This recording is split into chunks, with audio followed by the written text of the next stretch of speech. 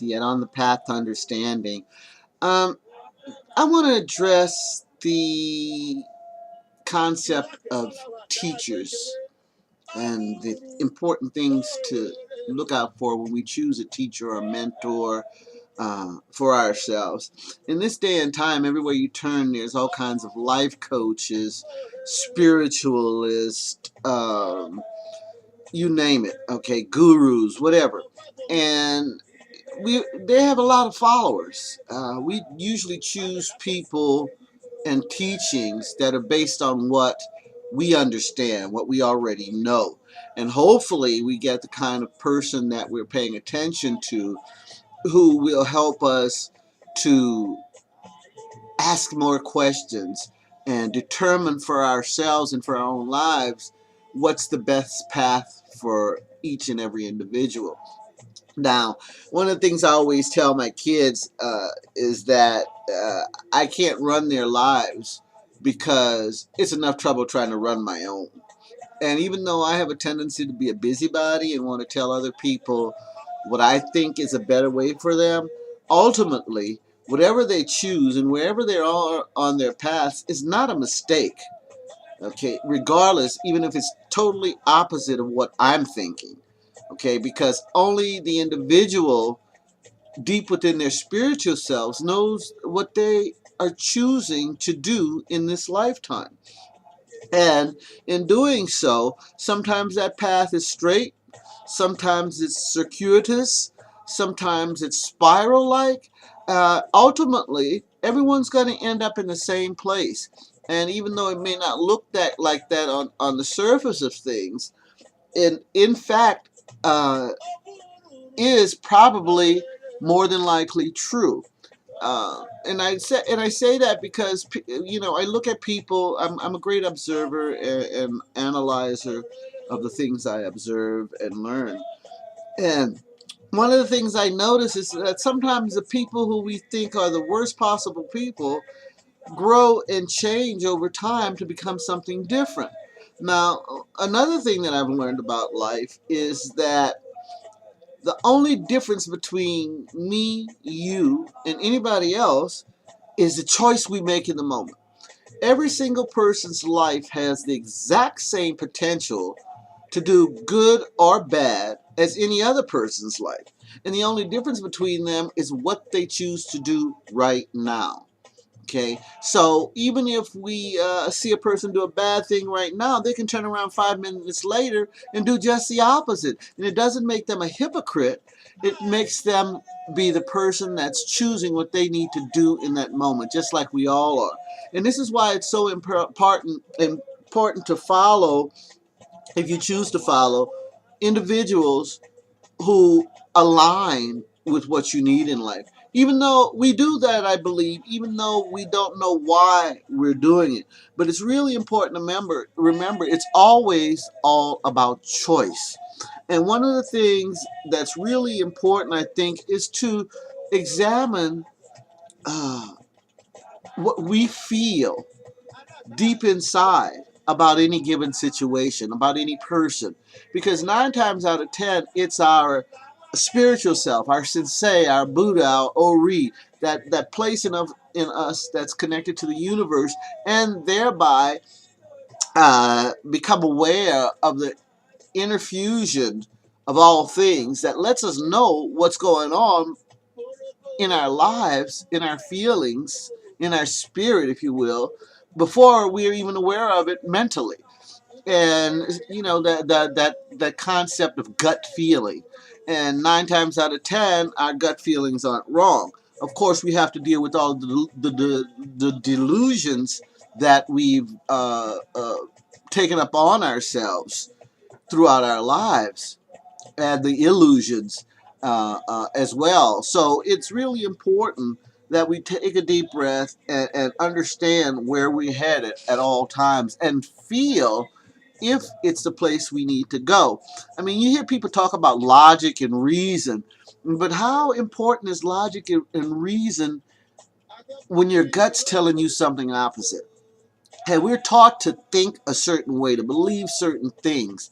And those things are not always the best things for us as individuals. We have to determine that. We have to open our destiny and choose what we want in it, not just blindly follow anyone or anything simply because it's said that they're the ones that should be, or that teaching is the one that should be, or if you don't do these things, horrid things are going to happen to you as a deterrent from you looking more closely at them.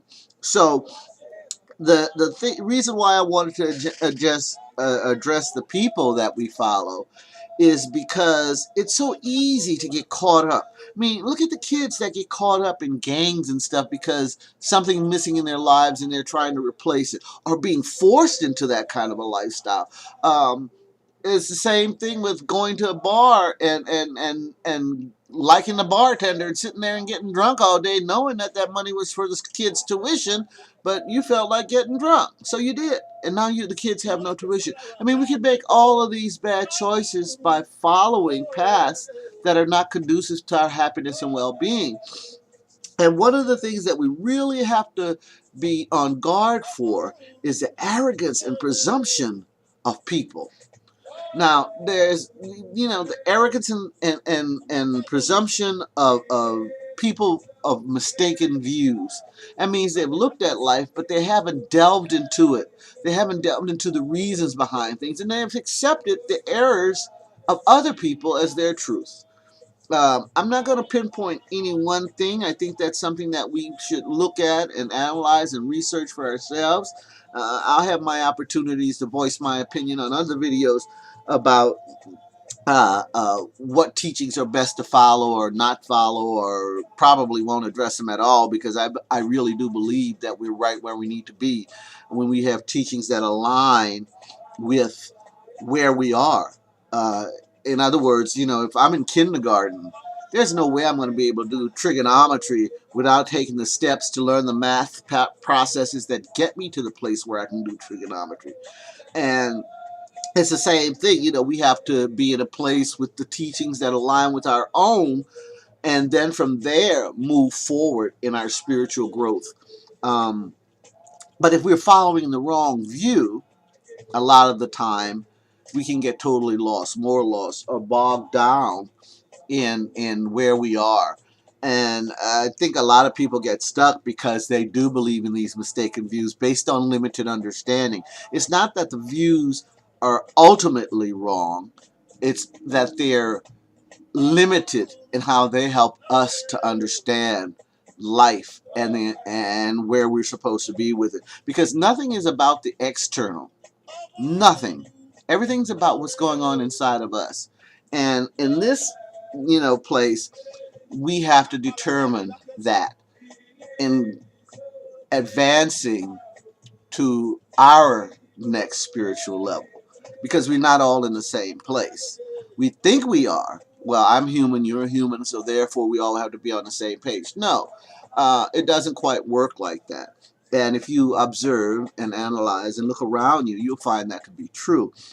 And one of the really worst possible, in my opinion, um, teachers to have are those of the clergy who are arrogant and presumptuous, and mislead us into belief systems that are divorced from our ultimate purpose in life. We expect these people to know more than us. Okay, we expect them to have more truth than us. We expect them to have more direction than we do.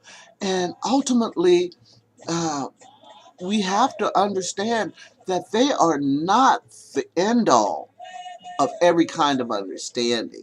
Just because they say a thing doesn't mean it aligns with the absolute truth of the universe, the objective reality. It means that it's their opinion about what they have been taught, about what they have read, about what they believe is so, and align with their biases and presumptions and arrogance regarding their positions, that they are the leaders. When in reality, without a congregation, A clergy person is not a leader. It is the congregation that gives them power, not the other way around.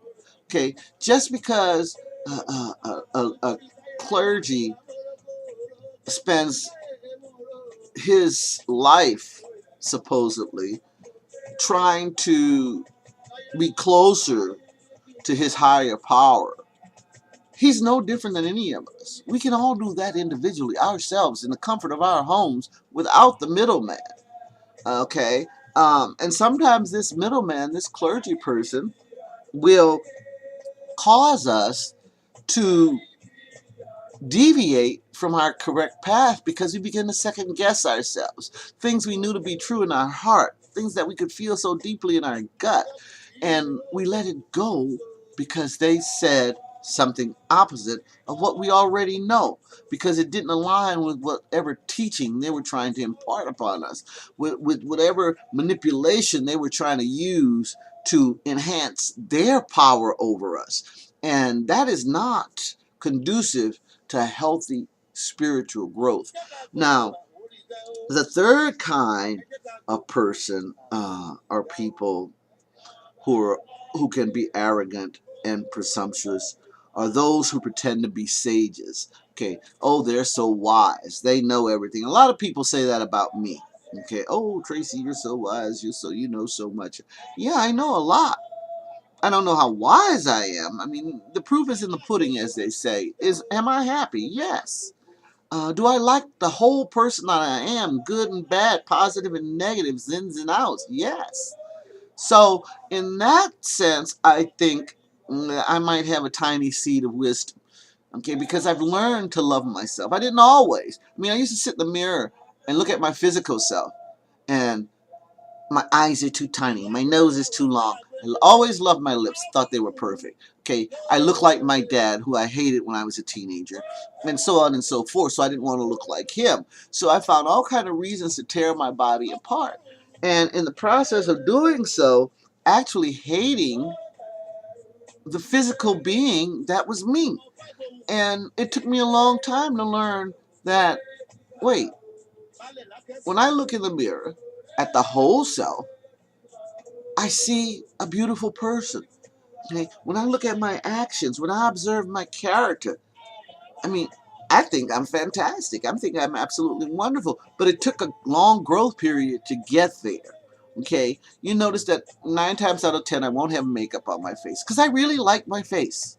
Okay? I had to grow to that point because of how I had been treated as a youth by my fellows, by my peers, and so on and so forth, comparing myself to my mom, who I thought was absolutely gorgeous. Maybe not in a traditional classic sense of gorgeous, I don't know. Because beauty, I mean, she was mom, who could be more beautiful? But the thing of it was that I learned through my experiences to dislike myself. I disliked everything about me pretty much. I disliked my temper. I disliked, certain things that I did. But there was also things I loved about myself. I loved my intellect too much. I loved my ability to do anything I wanted to do too much. I did, a lot of things I really liked about myself. And literally, my life had to lead me down a path, or I had to take a path to break down those egocentric loves of myself um, in order to open the doors of my spiritual self. Now, I've always been a spiritualist. I was born that way. In spite of the fact that my family was Christian, Baptist on one side, Catholic on the other side. And, I grew up in New Orleans, so there was talk of voodoo and things of that nature. So I was exposed to a lot of different processes for spiritual growth as a child. But it was nature that I longed to be in. Um, I wasn't all that crazy about people. They overwhelmed me for whatever reason. And so I would I would go hide. I would go hide in the huge, beautiful live oak trees in New Orleans, in the bamboo thickets around Audubon Park. And I just had a lot of hiding places as a kid where I could be with nature. Okay, I would go around behind the levee and play along the Mississippi River. Nature just called to me. It screamed to me. And even as an adult, all these years later, it still does. I get most of what I know from nature. Oh, I get the words from human beings. Okay, they trickle down in books and movies and TVs and comic books and cartoons and silly things people say. Truth comes from everywhere. And then I look at it and I look for the consistency of it. Um, when I look at the stars, when I look at the earth, when I look at the people, when I look at the plants, do these things align perfectly with all those other things? And this is how we learn. So, if you have a sage, a wise person in your life who's not teaching you to look inside to find your absolute truth, to compare what you know in your mind to what you observe in the world, and from there make the assessment that gives you the energy you need from that thing.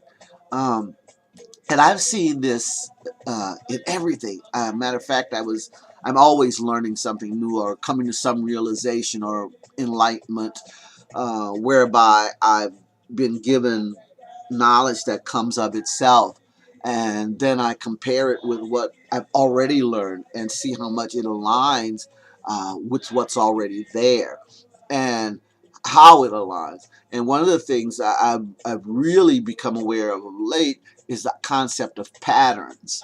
If I see a pattern here and it permeates everything that I am observing, then that tells me more than likely that's the truth. If I look at a person and the people they associate with are a certain way and the things they do align with the character of that person, more than likely that is the character of that person.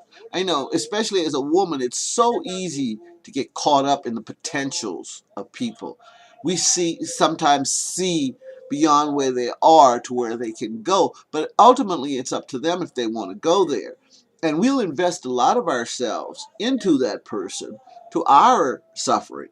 And, even though we see the signs, we see the handwriting on the wall, so to speak, we'll still attain our loyalty and support that person.